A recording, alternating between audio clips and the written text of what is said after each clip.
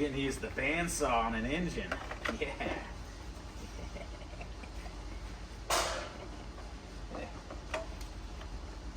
Okay. What do you think about this spot? That's like, okay, should be well clear. Yeah.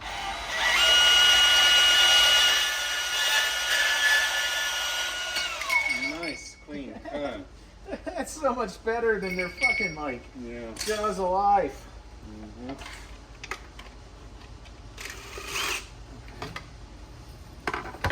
I'm gonna put the nuts back on. Yep. Or I can't tell which way. I'm just gonna go this way. Nope. Okay. Okay. And apparently it was that way. All right. Where's it trying to go? No, it's not really. Okay. It's fairly well balanced. All right. Some coolant. Okay, some pretty coolant. All right. It stopped on something. And a heater hose.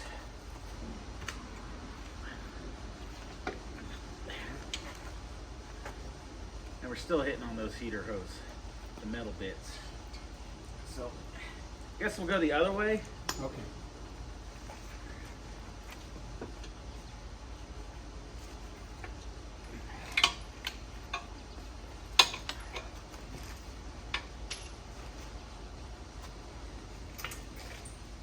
Want me to stop it here? No, okay. Or if you want, that's fine too. All right. What do we got for you? Coolant. It's just rinse away.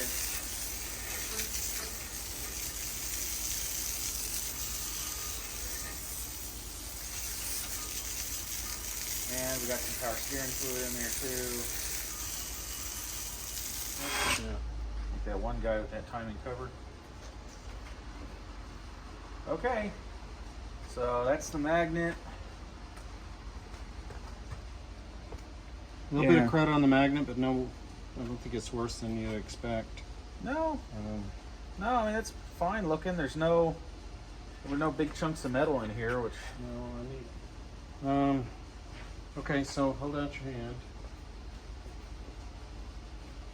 I just broke it in half. It looks like a little piece of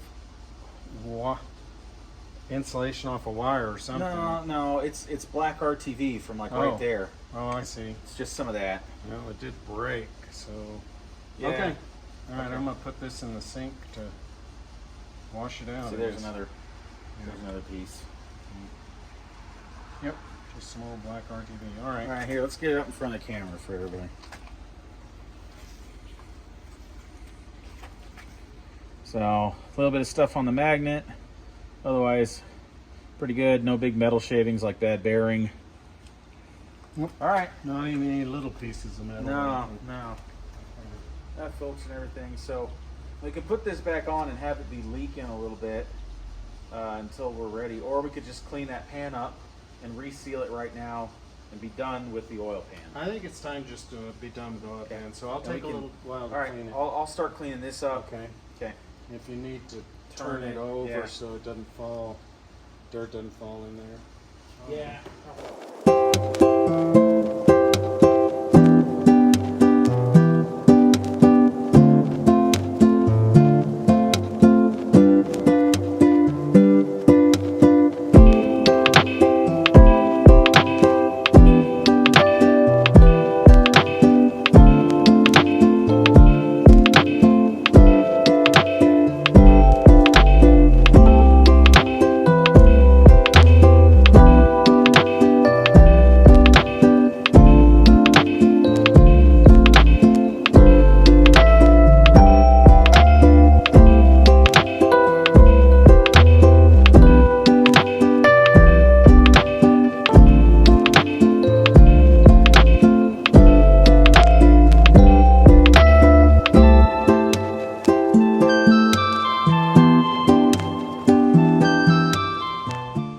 So we ran a bolt, a longer bolt than the original oil pan bolts, which are in my hand. You can see these are a little short. Ran a long one that we found that's actually from a Jeep. Ran it in and out, made sure the holes were good and clean.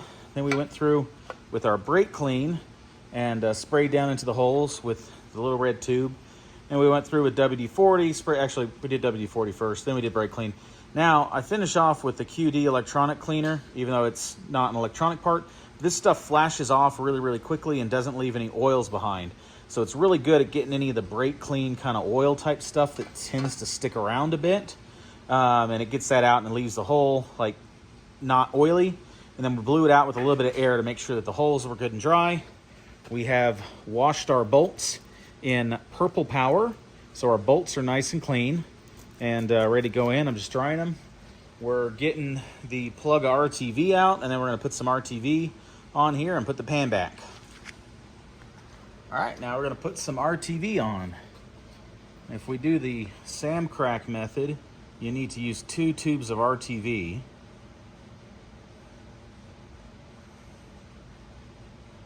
Because if 1 tube is good, 2's gotta be good.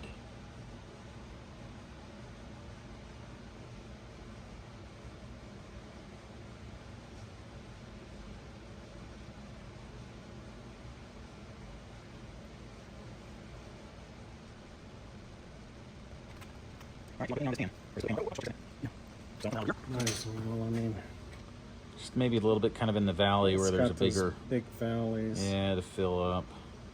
And then I'll just run it around with my finger a little bit. Finger without a socket.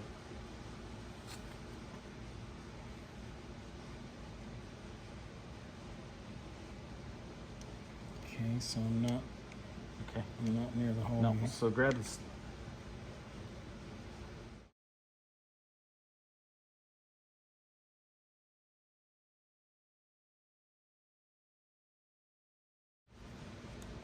Okay, so I ran them up until they're just basically finger tight, and we'll let the RTV cure for a little bit before torquing it down.